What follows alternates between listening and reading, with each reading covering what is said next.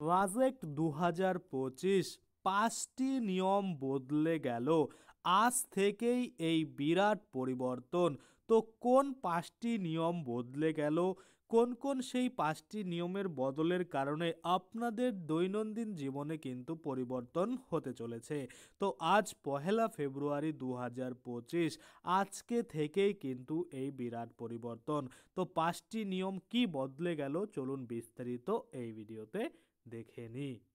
তো দেখুন, এই নিয়ে একটি আর্টিকেলে বলা হয়েছে, নতুন মাস এলেই বিভিন্ন অর্থনৈতিক ও নিত্য প্রয়োজনীয় পরিষেবায় পরিবর্তন আসে।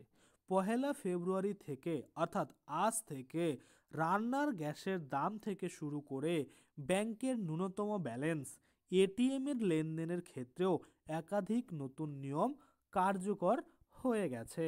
এই পরিবর্তন সম্পর্কে আগে থেকেই জেনে রাখা ভালো, কারণ এটি সাধারণ মানুষের দৈনন্দিন জীবনে সরাসরি প্রভাব ফেলবে।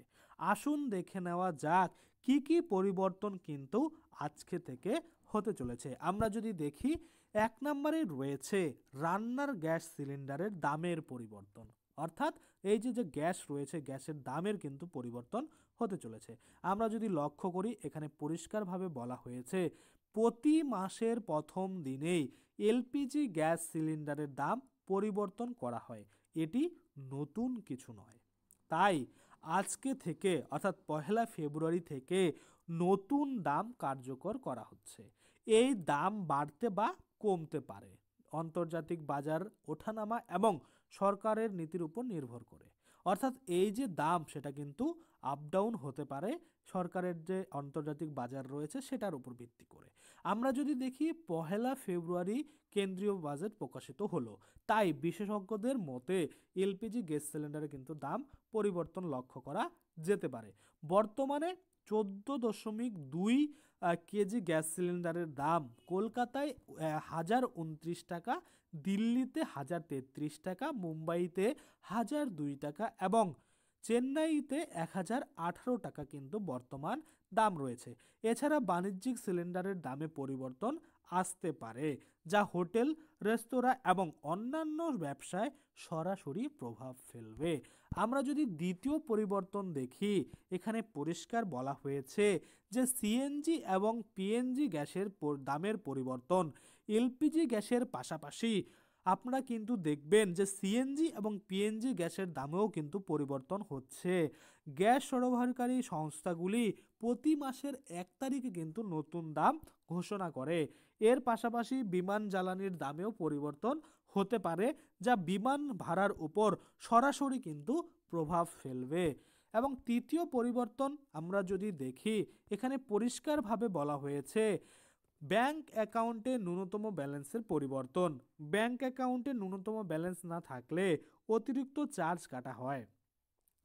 আজ ১লা ফেব্রুয়ারি ২০২৫ থেকে একাধিক সরকারি এবং বেসরকারি ব্যাংক তাদের মিনিমাম ব্যালেন্সের সীমা বাড়িয়ে দিচ্ছে। ব্যাংকের নতুন ন্যূনতম ব্যালেন্স হলো, স্টেট ব্যাংকের ক্ষেত্রে আগে ৩,০০০ টাকা ছিল, কিন্তু এখন ৫,০০০ টাকা রাখতে হবে। পাঞ্জাব ন্যাশনাল ব্যাংকের ক্ষেত্রে আগে ২,০০০ টাকা ছিল, এখন ৩৫০০ টাকা রাখতে হবে। কানাড়া ব্যাংকের ক্ষেত্রে আগে ১,০০০ টাকা ছিল, এখন কিন্তু ২৫০০ টাকা রাখতে হবে। যদি আপনার ব্যাংক অ্যাকাউন্টে নির্ধারিত ন্যূনতম ব্যালেন্স না থাকে, তাহলে কিন্তু আপনাকে জরিমানা দিতে হবে। আমরা যদি দেখি পরবর্তী অর্থাৎ চতুর্থ নাম্বার যে পরিবর্তন, এটিএম লেনদেনের ন্যূনতম চার্জ পরিবর্তন। এটিএম থেকে টাকা তোলার ক্ষেত্রে বড় পরিবর্তন আসতে চলেছে আজকে থেকে। আগে কিন্তু মাসে আপনারা ৩ বার বিনামূল্যে আপনাদের যে এটিএম কার্ড সেটা ব্যবহার করতে পারতেন। এরপর প্রতি লেনদেনের ক্ষেত্রে আপনাকে ২০ টাকা করে চার্জ দেওয়া হতো।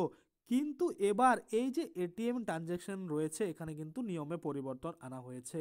নতুন এটিএম এর লেনদেনের চার্জ হলো, যদি আপনি হোম ব্রাঞ্চের এটিএম থেকে অতিরিক্ত লেনদেন করেন, অর্থাৎ ৩টা ফ্রির পর যে ট্রানজ্যাকশন আপনি করবেন, সেক্ষেত্রে আগে ২০ টাকা কাটা হতো, সেটা কিন্তু এখন ২৫ টাকা কাটা হবে। এবং আপনি যদি নন হোম ব্রাঞ্চের এটিএম ব্যবহার করেন, সেক্ষেত্রে কিন্তু অতিরিক্ত চার্জ যেটা আপনার ৩০ টাকা করে কিন্তু দিতে হবে। প্রতি লেনদেনের সর্বোচ্চ পরিমাণ যেটা হবে ৫০,০০০ টাকা, বা প্রতি লেনদেনে সর্বোচ্চ 50,000 টাকা কিন্তু তোলা যাবে। এর ফলে এটিএম ব্যবহারকারীদের জন্য অতিরিক্ত খরচ বাড়বে। তাই লেনদেনের সংখ্যা হিসাব করে ব্যাংক থেকে টাকা তোলা ভালো। অর্থাৎ আপনারা জেনে শুনে টাকা তুলবেন, না হলে অতিরিক্ত চার্জ কিন্তু আপনাদের দিতে হতে পারে। এবং পরবর্তী যদি আপডেট দেখি, ফিক্সড ডিপোজিট ও সঞ্চয় প্রকল্পে সুদের হারের পরিবর্তন।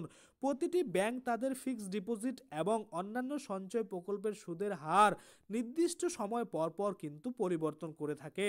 তাই আজ 1 ফেব্রুয়ারি থেকেও কিন্তু এই সুদের হার পরিবর্তন হলেও হতে পারে। এখন আমরা যদি দেখি সাধারণ নাগরিকদের জন্য এই সুদের হার কিন্তু অপরিবর্তিত থাকতে পারে এবং প্রবীণ নাগরিকদের জন্য সুদের হার বাড়িয়ে 0.50% বেশি করার পরিকল্পনা করা হয়েছে। অনেক ব্যাংক নতুন সঞ্চয়ী স্কিম চালু করতে পারে এবং সেগুলো কিন্তু বিনিয়োগকারীদের জন্য আরও কিন্তু অনেক লাভজনক হবে বলে মনে করা হচ্ছে। তো আশা করি আপনারা বুঝতে পারছেন এই যে 5টি পরিবর্তন, এটা ছাড়াও কিন্তু আরও বাজেটে নানা রকমের ঘোষণা হয়েছে, সেই নিয়েও কিন্তু আমরা পরবর্তী ভিডিও বানাবো। সেই ভিডিওগুলো পেতে অবশ্যই আপনারা চ্যানেলটাকে সাবস্ক্রাইব করে পাশে বেল আইকনটাকে এনেবল করে রাখবেন।